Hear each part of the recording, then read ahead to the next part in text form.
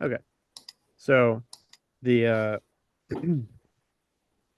so instead of having matching just one pattern, um, we have syntax for a grammar rule. In the book, this would have been the grammar rule would have been this: class decal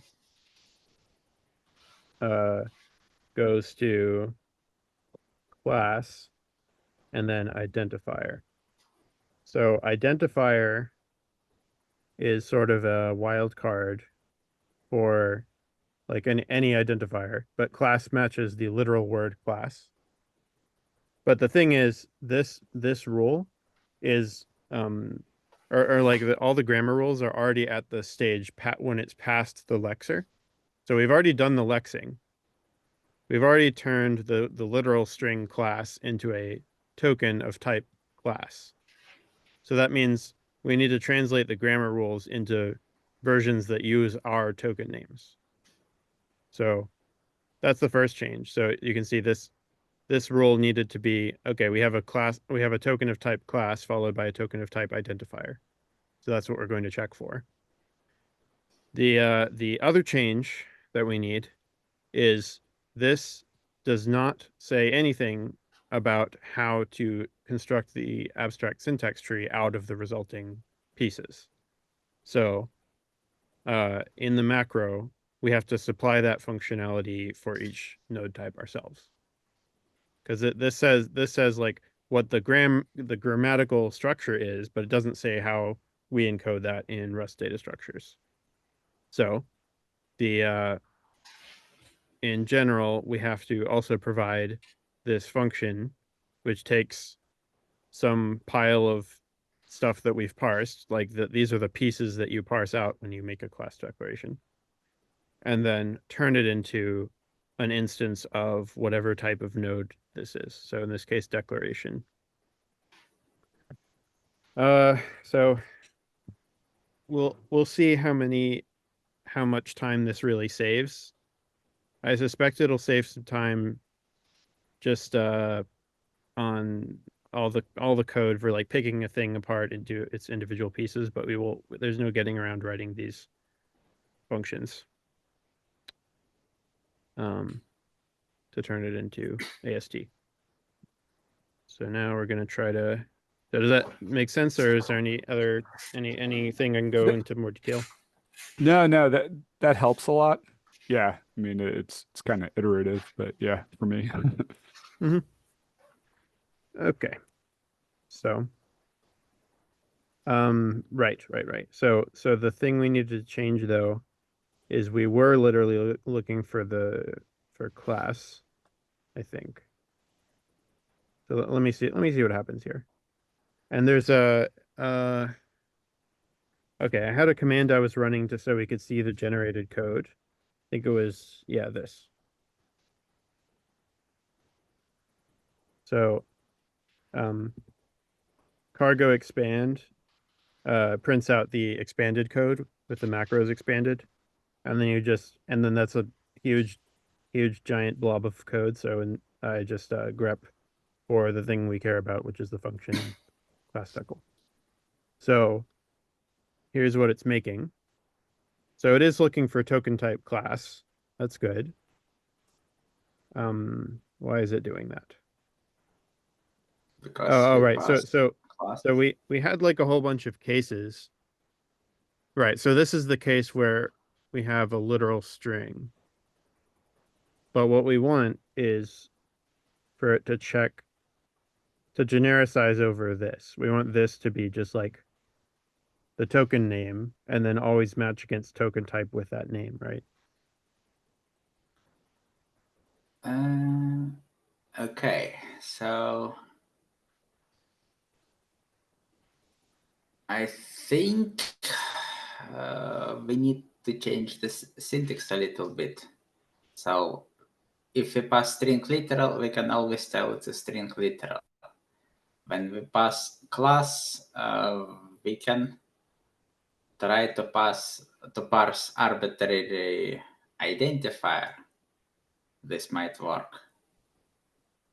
I guess we can try. We're not We going to can. be not going to be passing string literals anymore, are we? Because that's just Probably not. that's just the syntax the book wrote. We're going to always be passing like a token name. Okay. So Okay, let's try to handle it as like this. identifier. Yeah. Yeah, So this like is $TT token token type. ident. $TT colon ident. Yeah. Yes. All right. Let's So see if that works. and then this case is not going to be hit. Yes. Yeah, let's see. No. So now it's still checking against token type class. That's good. And then for identifier, that's one of the special cases, right? Because it needs to check against. Or is it even a special case at this point? Is it being handled? It looks at for token type identifier Yeah, because but it's this is still still a special case. Because macro rules are applied top to bottom, and whatever matches wins. So okay. if you pass identifier, it handles it, so it wins. So sure, but do we need to handle it any differently, actually? I think so, because with identifier there is a value inside that we care.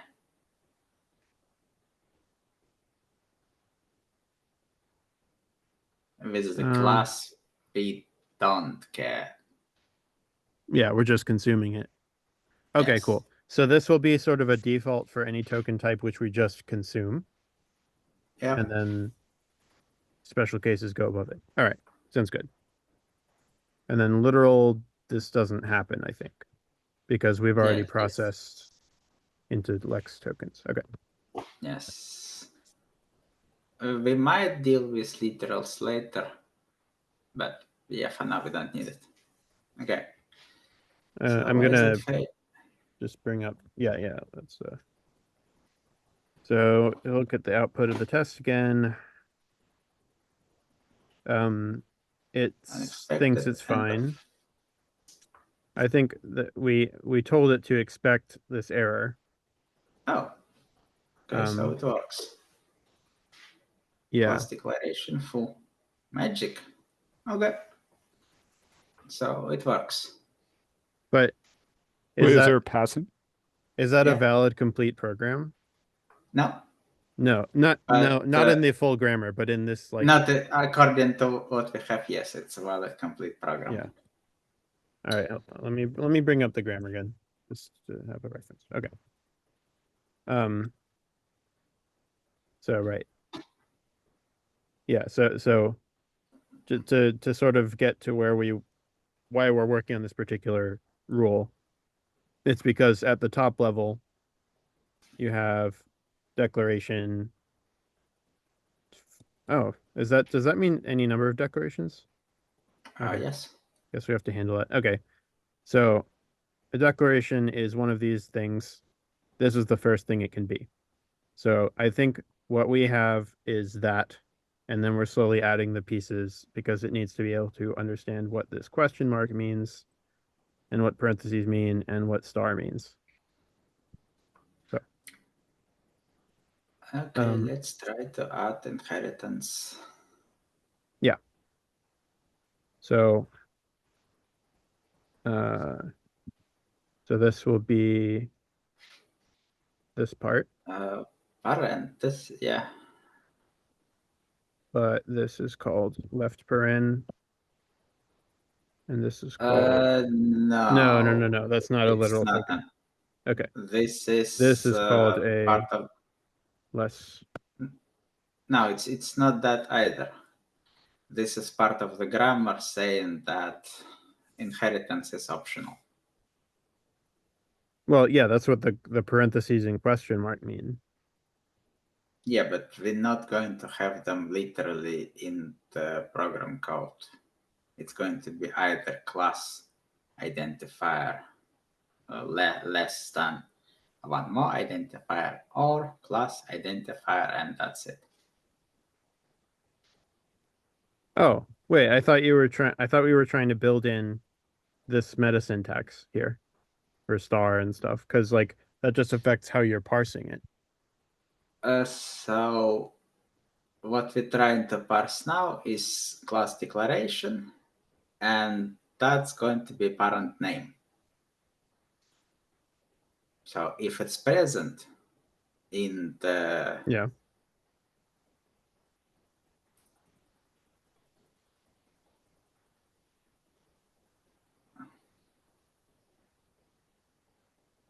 okay, let's write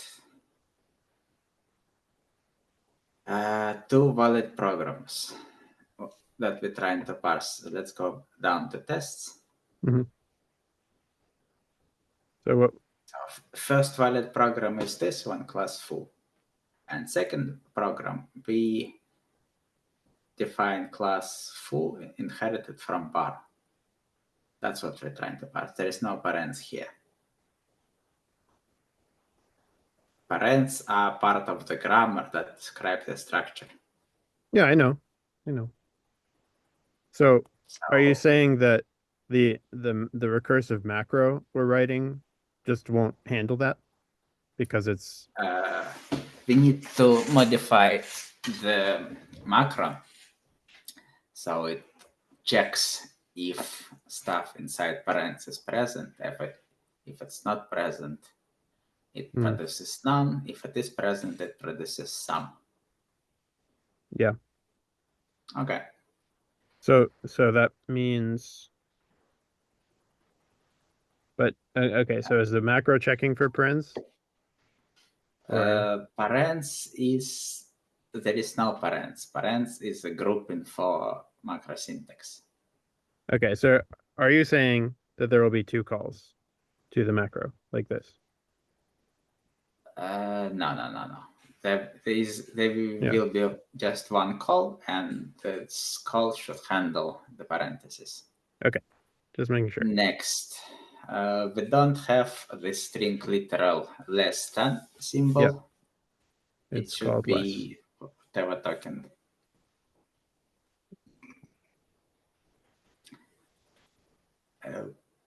Okay. Now let's go to the manager.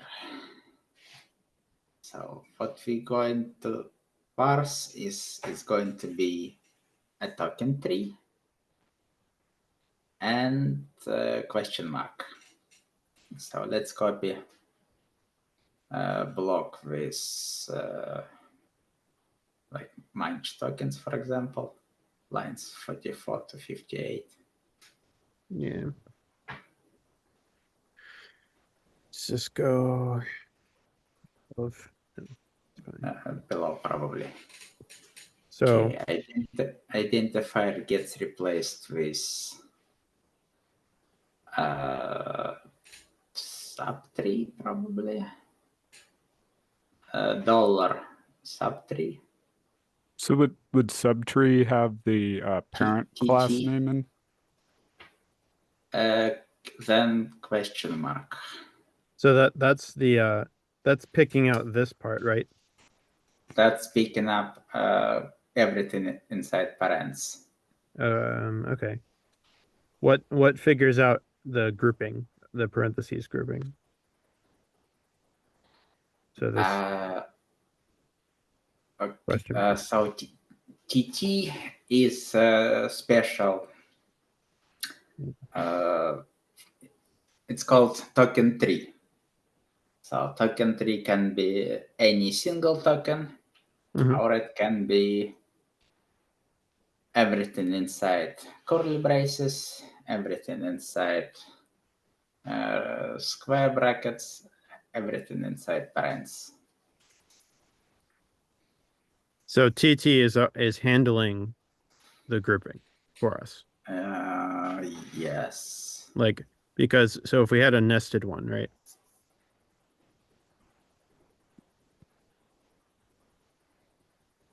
It's going to be one more token tree.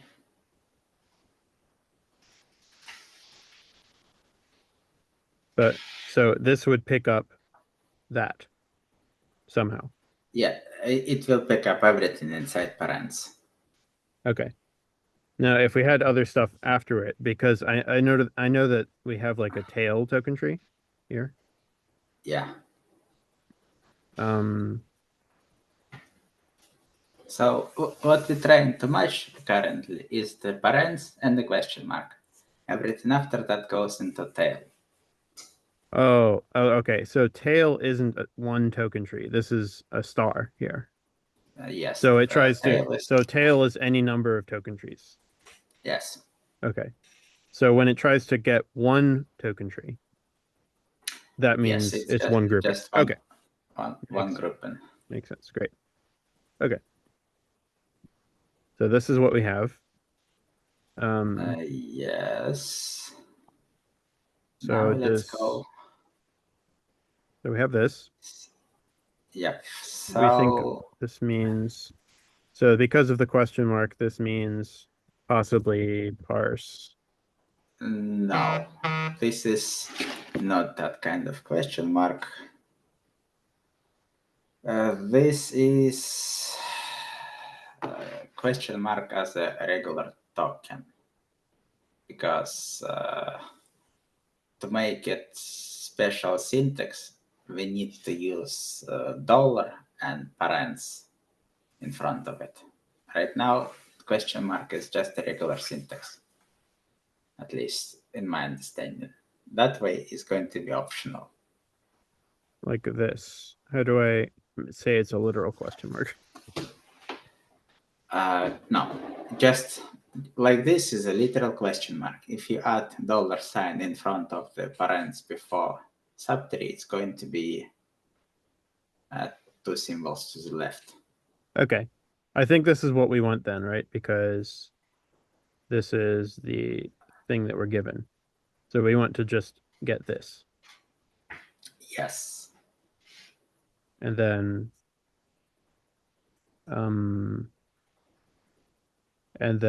call it on the subtree, but then like call parse on the subtree or call the recursive macro on the subtree. But Yeah, then that looks more correct. But in that case, we need to handle multiple items inside of the subtree. So if you insert parents around subtree and make it look like the tail we have.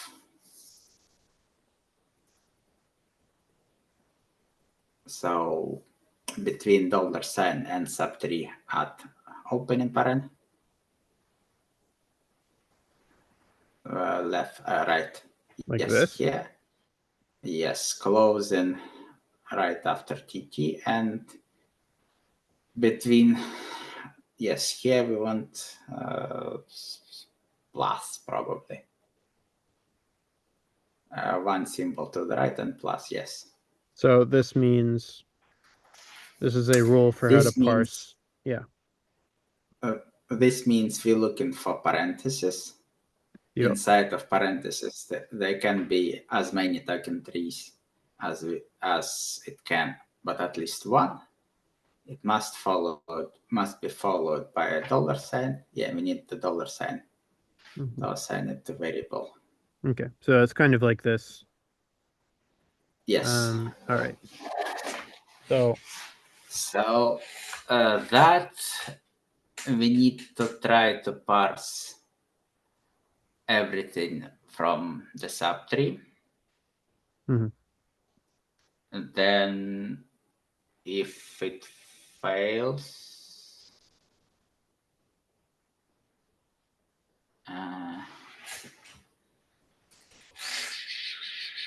it's going to be munch.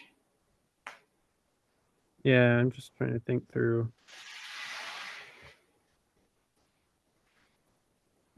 So this is just not, this is not the tail. Only the subtree. This is not the tail. Yeah. Do I need to just expand it out the same way like this? Yes. Yeah, same way as we expand the tail. Okay. So you're passing it in the same way into the sub call to the macro. Yeah. It is a result. So this gives us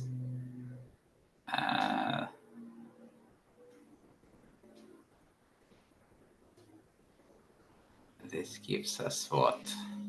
I can't, so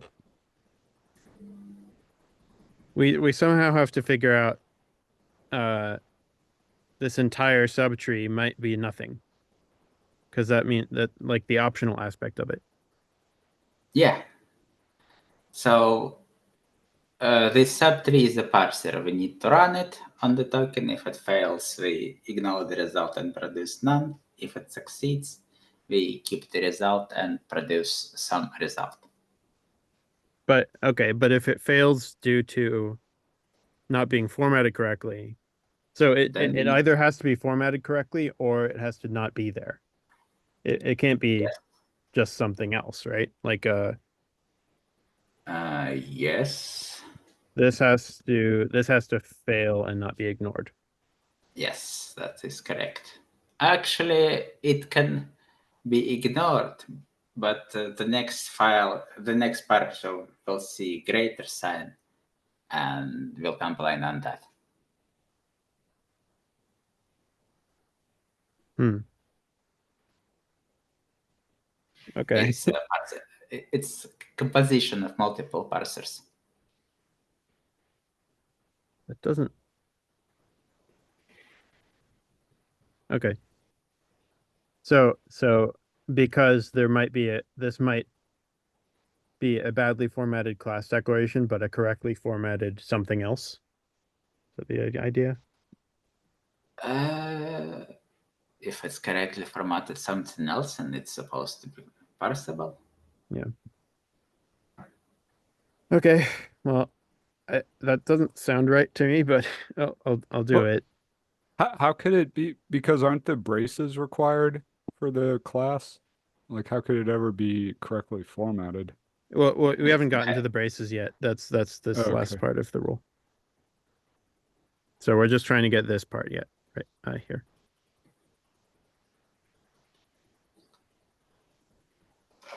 Okay. So Okay, so grammar rules gives us what exactly is it? Sub3 and tokens. I think it gives us some Rust code. so We cannot use question mark operator. We need to case match, see if it succeeds or not. yeah.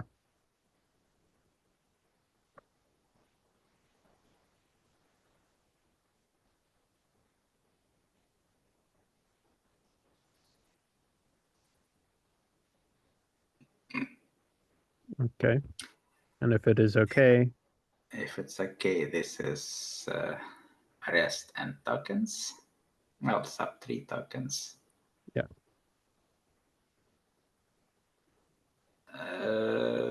Then we return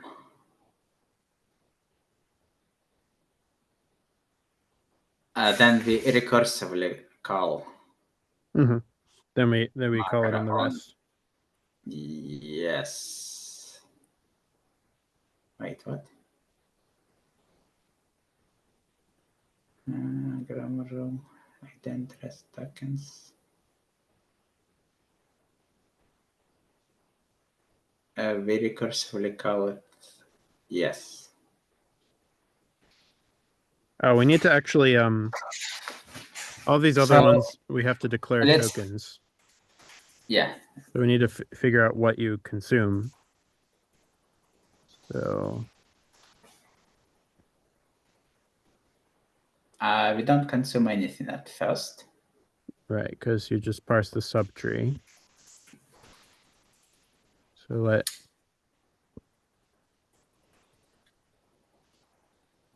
Do you remember why we use mute tokens at line 46?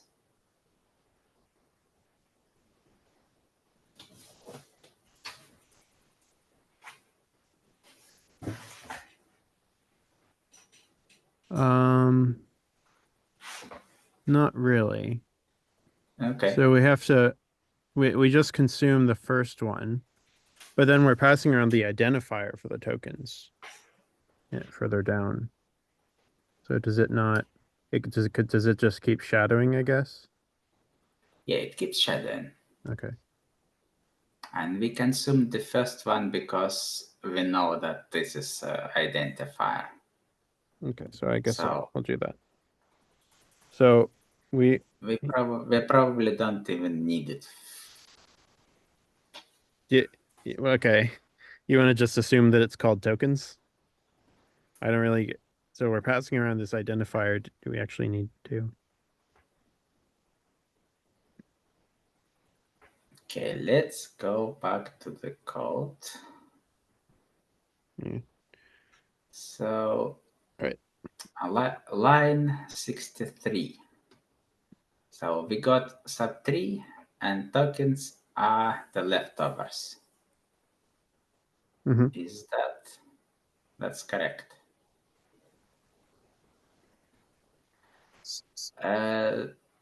Okay, next we pass, we need to, can you add, yes. So I think Yes. here we need to consume tokens. And then here we parse without consuming tokens for a subtree. Isn't we, okay, so on line 49, I see we call grammar rules and we get back rest and tokens. Mm-hmm. So is tokens are the leftovers and the rest is,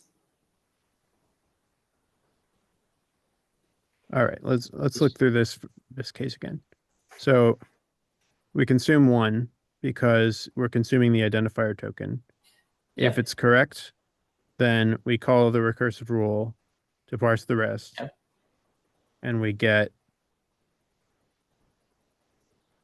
Rest is the rest of the tree, I think. And tokens are probably leftovers. Then we right. Okay. So because we're returning this tuple, yes. we're returning the identifier we just matched. The rest is a bad name. I'm going to rename that, and then the rest of the tokens. Yeah, good names are important. What do we do with that? We throw it away. Eventually, yes, it's supposed to be fully parsed. Yeah. Okay, so this is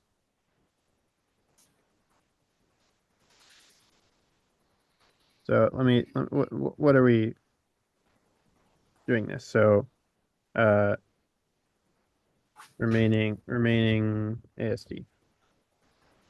Okay, that's good. Or maybe tail. Parsed. Yeah. Yeah, tail HT is even better. Okay. Okay, so sub3 is parsed sub3. Tokens is leftover tokens.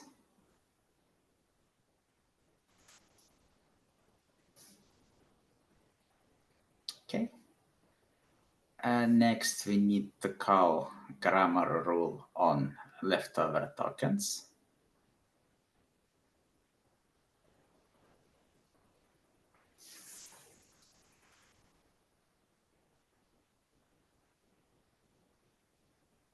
I think, and this gives us parsed tail AST and tokens.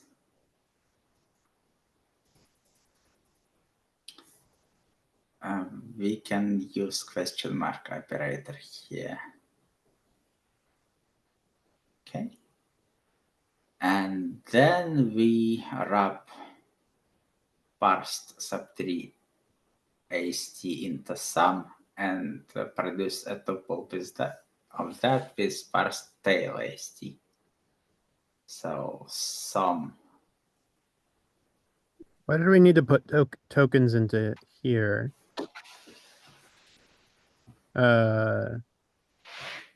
We need to return the leftovers. Okay. Because we going to, like here, we recursively parse stuff. So we're going to parse It's subtree AST, parse tail AST. So these are the things we need to combine, and then here's the tokens. Yep. Okay. And you need one extra set of parents. Yep. And we need to wrap parsed subtree AST into sum. Oh, because it's optional. Because Yes. so yeah. Okay. So here we're going to return this, but none instead. Yes. Okay. Gotcha. So And we need to copy line 65 to the error case.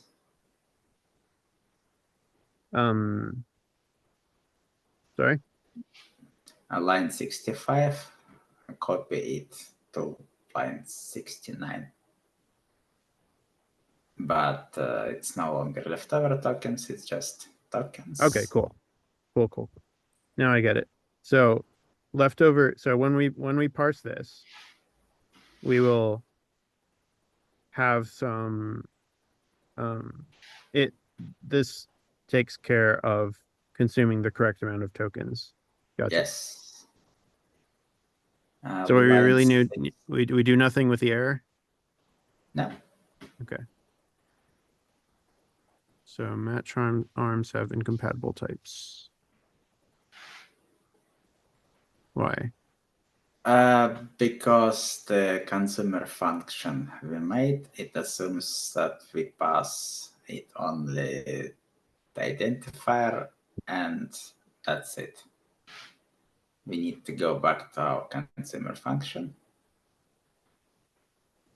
So we haven't even made the consumer function for this. We made it for the previous version. Oh, okay. Yeah. You're all right. So let me find that. That is here. Yep. So here we're expecting identifier. So this is going to have a different format, right? Let's see how expanded code looks like. Sure.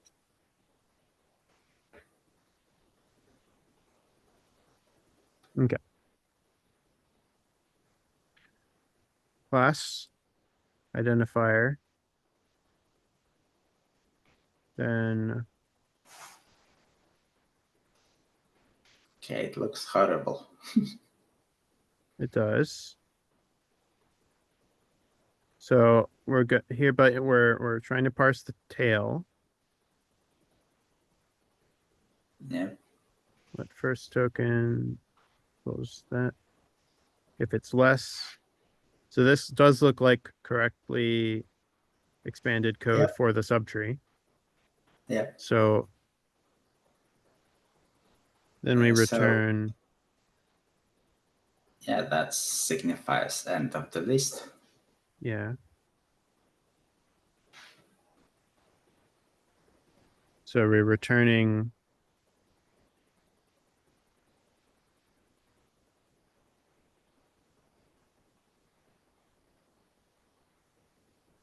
Yeah, looks about right. How does this get packaged up at the end? I can't tell really what it's returning. If you go to the error message, it will say what type it expects. So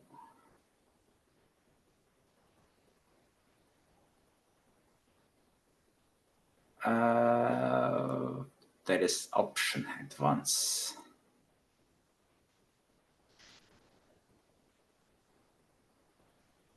Oh, it displays the proper generated code next to line 66 and 71. Yeah. It's option of string and unit followed by unit.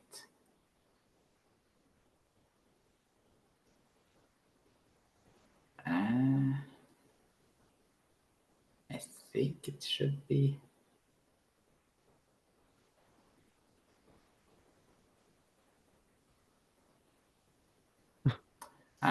Below is even better error message. It highlights parts it doesn't like in white.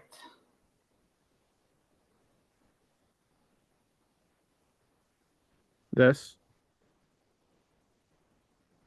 Okay, so actually two differences.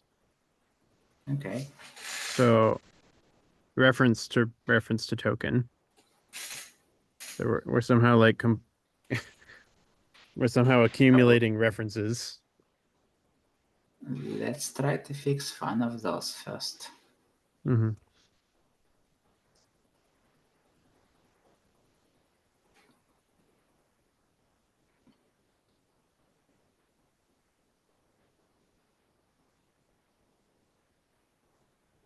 Okay.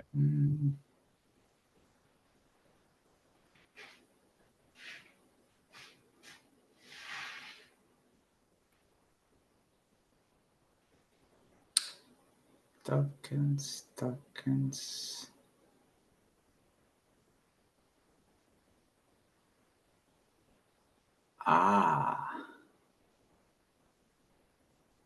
Ampersand tokens. Why is it ampersand tokens?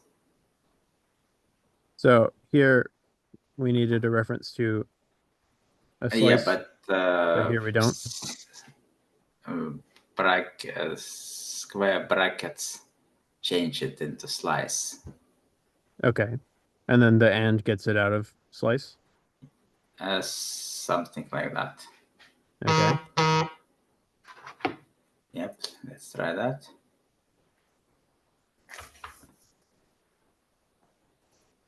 That's better. All right. And now it managed to find that there is a second element that we don't parse that we need to parse.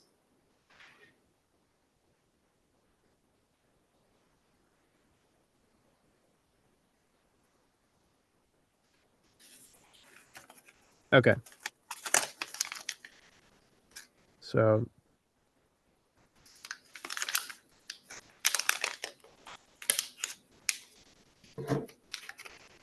So we need to go to the consumer function.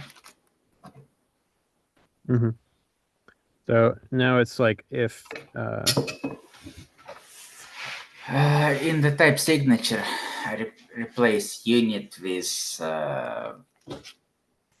string we still have. Its unit is replaced, I think. Actually, can you go to the whole type it wants to see? the error message. Yeah.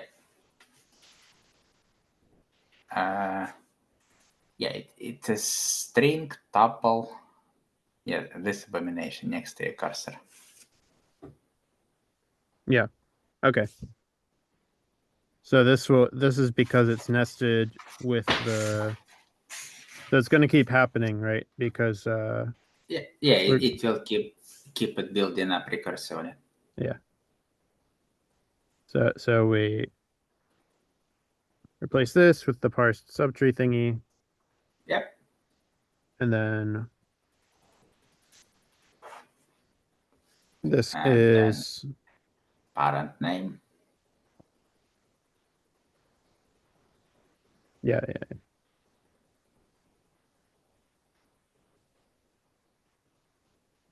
All right. I mean, it's going to be optional, right? Yes.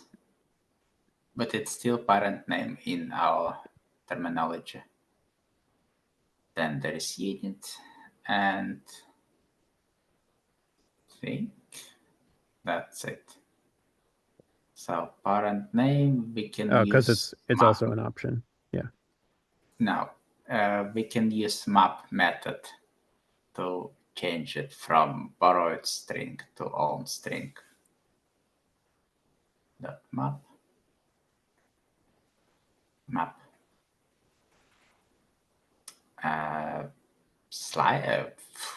Closure, lambda function. Mhm. S to string to out. So it's a tuple, the problem. S dot 0. Zero. 0. Yep. Okay. What is it unhappy with? Type annotations.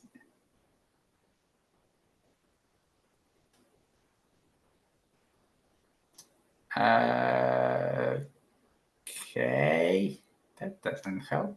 Not really. Let's replace to own with to string.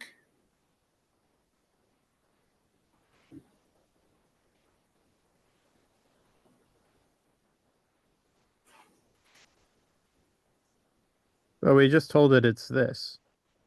So I don't know what's complaining about. So here, can't infer type of this thing? I don't know. Did we get the order right?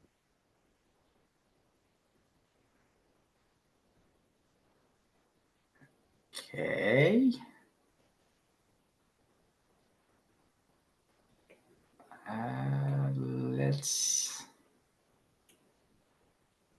Let's take the expanded code, copy it in a file, and see what is it is complaining about.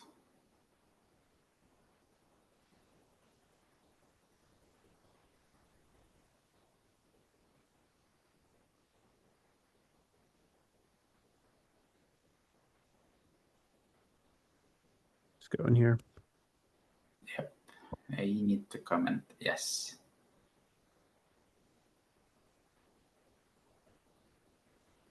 So tell us what is wrong with you.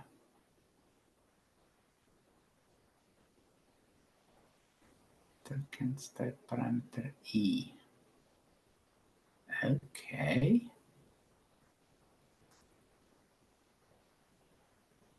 Ident.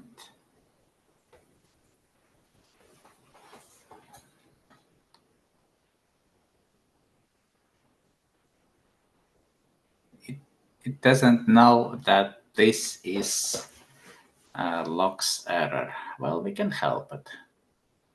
So if you add colon after OK. Oh, we told it this. I guess it's for the subtype. Or At some point it gets yeah. disconnected when we do pattern match, maybe. Because we ignore error message. Mhm. Error type. Here. Yeah.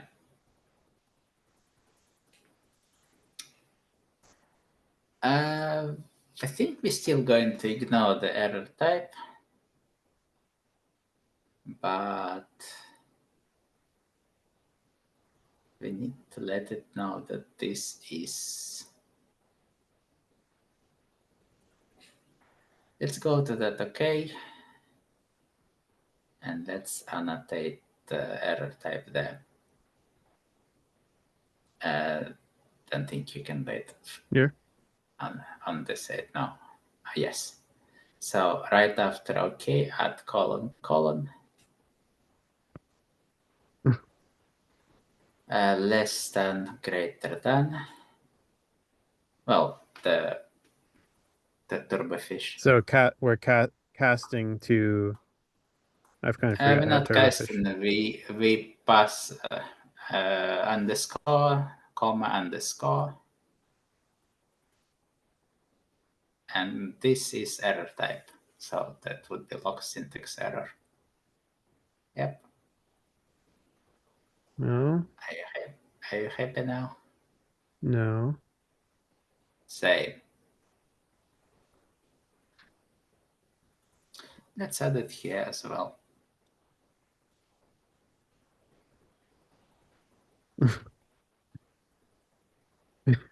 Okay. Are you happy now? Why is that? Why does that make it happy? Because right now it knows exactly what OK we have in mind, even if it doesn't matter.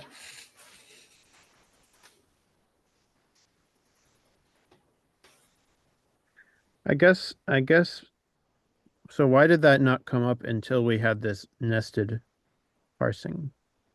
We already tried ignore the error type. in And here. yes, Okay. we never throw the error ourselves. So it's not happy because it doesn't know what the error type is. Okay. Let me find the place in the macro. So that was here. Yeah. I think we can use it in. Okay.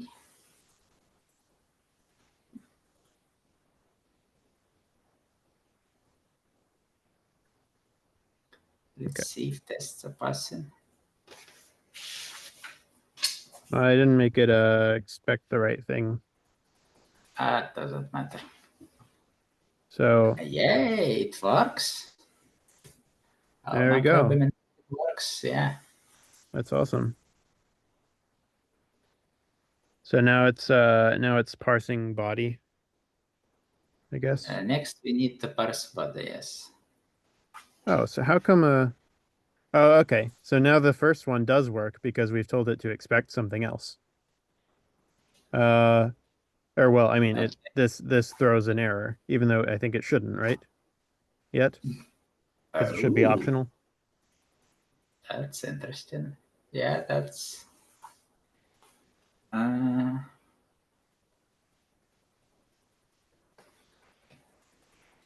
Because okay, so what we've told it to do is try parsing as this. If you encounter an error, ignore it and then try to parse the rest. Yes. So the rest should be nothing. Yes. So it should throw like an unexpected token or something because it sees that. So can you run this test and just double confirm that it passes? Pass. Yeah, I see. Okay.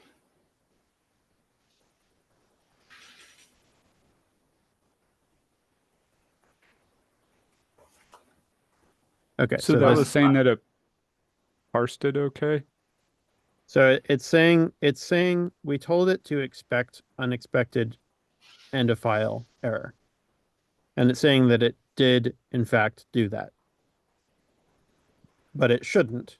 It should, with the grammar rule we've specified so far, it should just parse it as this, and then this is optional. So it should ignore that, or it should pick up on the fact that that's not there, which it isn't. Okay, let's add some debug printing. Where is our chunk that corresponds to this recursive sub 3? That would be line 62. Okay. Here? Let's print tokens after line 61. And yeah. Here? Yep. All right, so Yeah. this will be what it is coming into the when we capture the Yeah. okay. So it's these two. That's what it should be. Let's rename the test into decal now inherit. Yeah. So we're not confusing.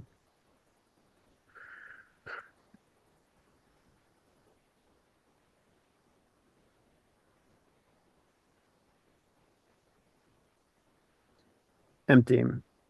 So I mean it should be empty because it shouldn't match the rule. Yes.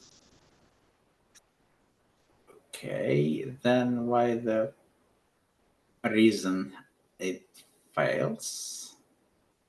Let's let's go back to line 66 or whatever it was. Okay, it's empty. Mm-hmm.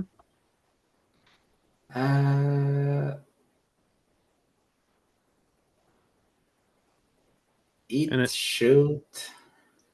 And it's coming from here. And then matching that.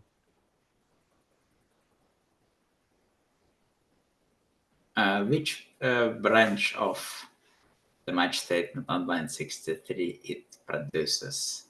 Let's add some debug printing on lines 65 and 71.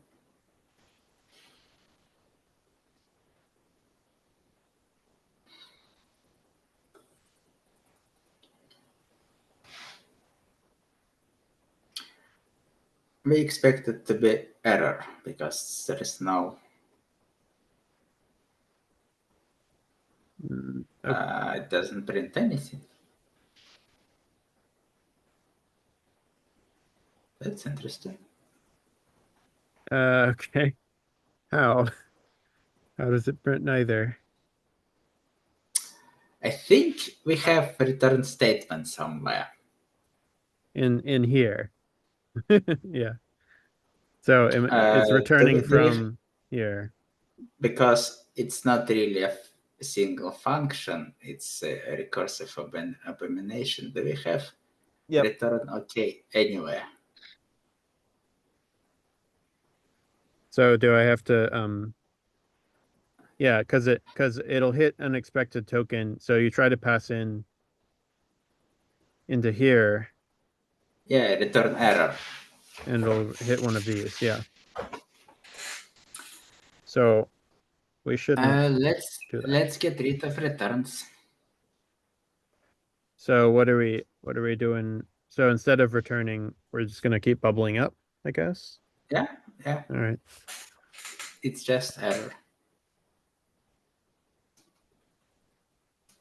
Yep. Okay, so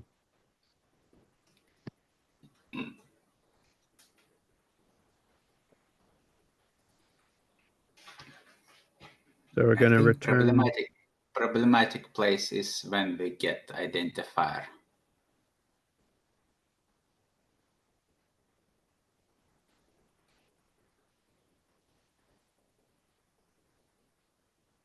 Okay.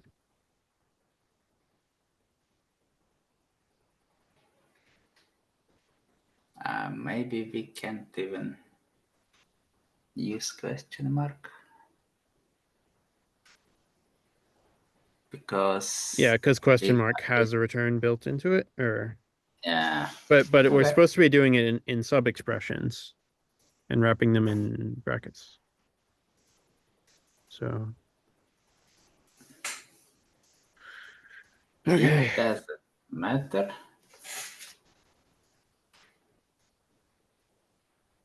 And that's why you don't use macros as much as possible.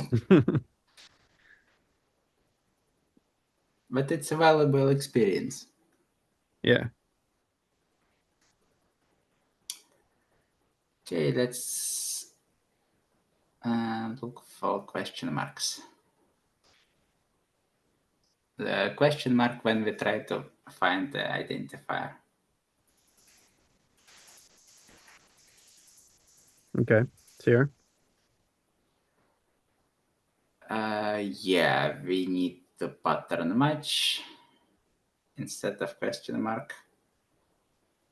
And either I return continue processing with that or bubble up the error.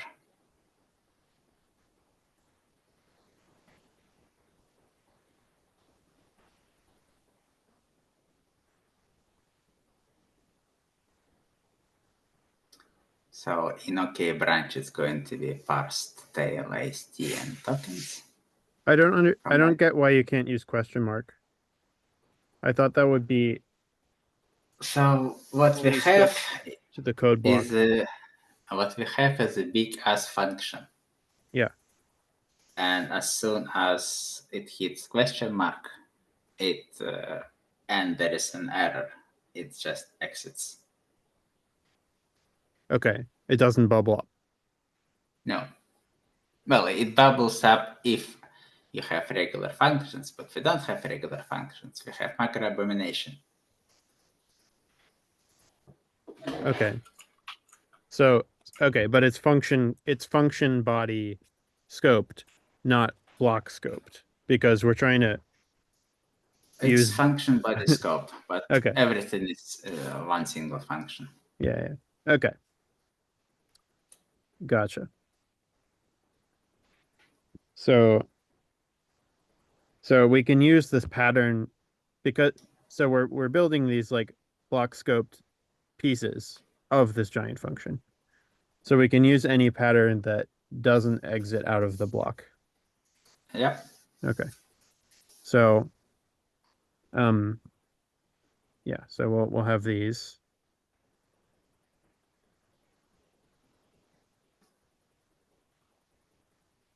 Then Line that. 50, lines 54 and 55. No, Yeah. we just did it in the match statement. Yeah. Just that. Yeah. Correct.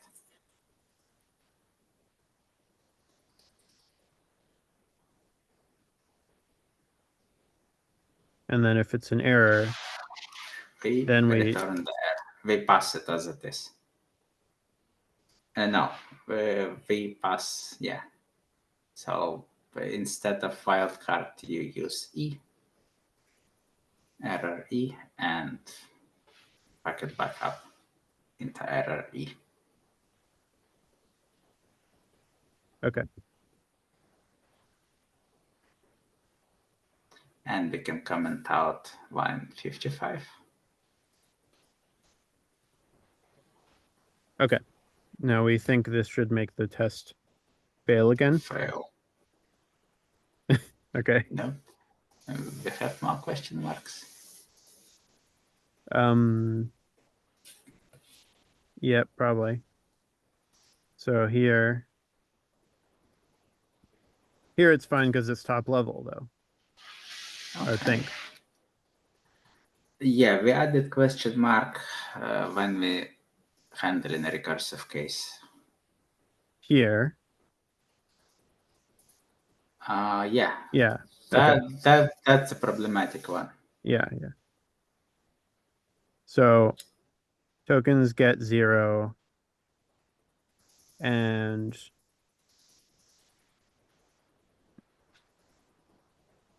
dot match, right? Just Yeah. anytime. So we need to return from the block scope this. Yep.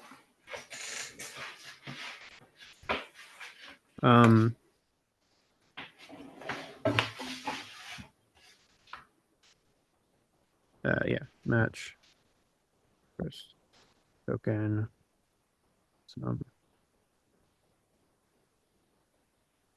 Do I need to put this entire thing? Yes. Yeah. All right.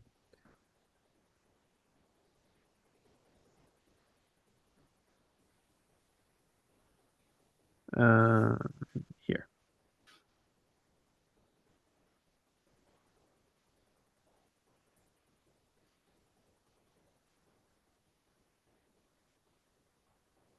Oh, this is is first token an Yeah, if option or a result? It's an option, I think. it's an option, we use OK or to turn it into result. And that would be error. Yep.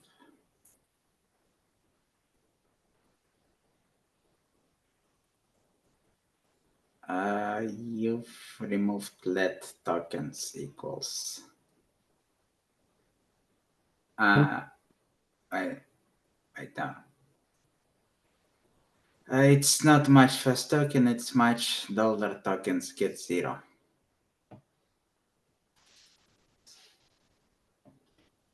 Either that or get rid of OK. Oh, you're or... right. You're right. Okay. And now I hope the test is broken. Nope. Okay. Okay, keep section. Here's another one that happens if you for the generic case. So I'll just do the same thing. Okay.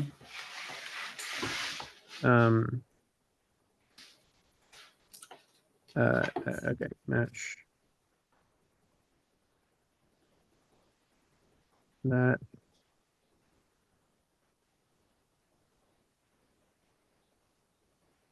Some first token.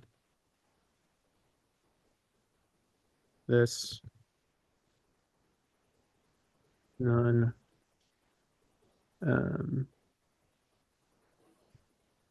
This. That's disappointing that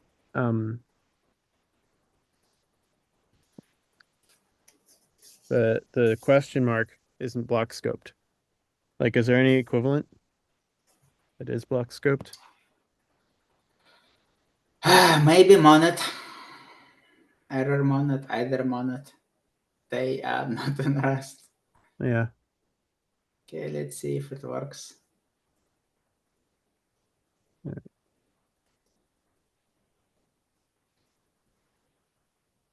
Okay. Yeah. There we go. That's We're good. back to a failing test. So let's so this is what we actually want though. So let me make the Yeah. test expect that. So It's mildly annoying. You need to have own string full.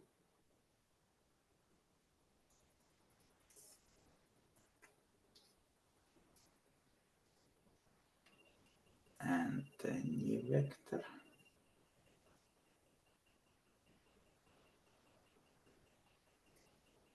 And a reference to, now it's a slice. I think it's ampersand in front of that. And one more set of square. Well, that might. One more set of square brackets after that, and 2 dots. sorry. Dot inside. Yeah. What does that mean? Okay, so the type we're getting is First one is an array, and you get reference to that, and you make it into slice. It's not new, it's from.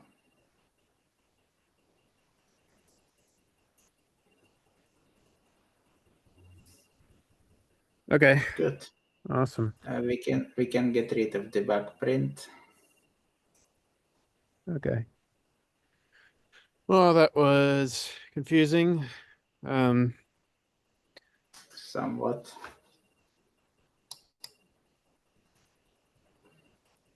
Let me also get rid of this commented stuff.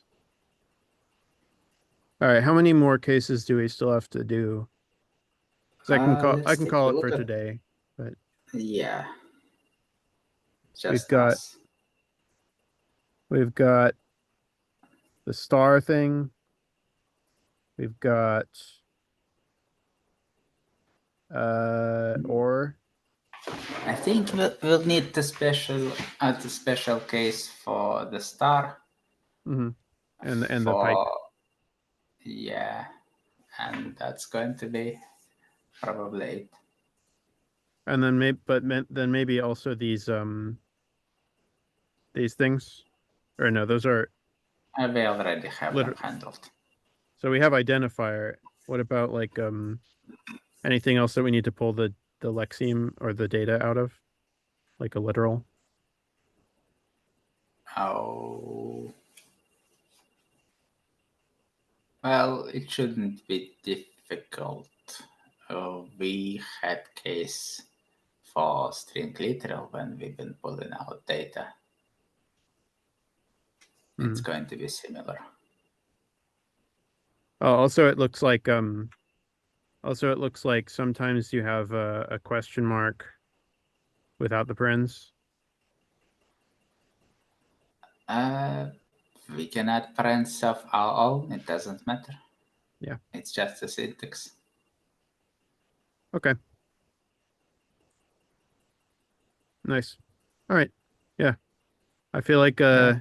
probably one more of these to handle the other cases, then we'll be okay. Yeah, today was problems we had was what question mark and more debugging. Yeah. It says we don't really need that mute on line 60. Online what? Line 19, we have mute Mhm. tokens. We don't. Yeah. And line 60, yep. Cool. Okay. So we can commit that and get back whatever the next meetup is. For sure. All right. So this was handle paren plus question mark. Okay. Cool. I will go ahead and stop recording.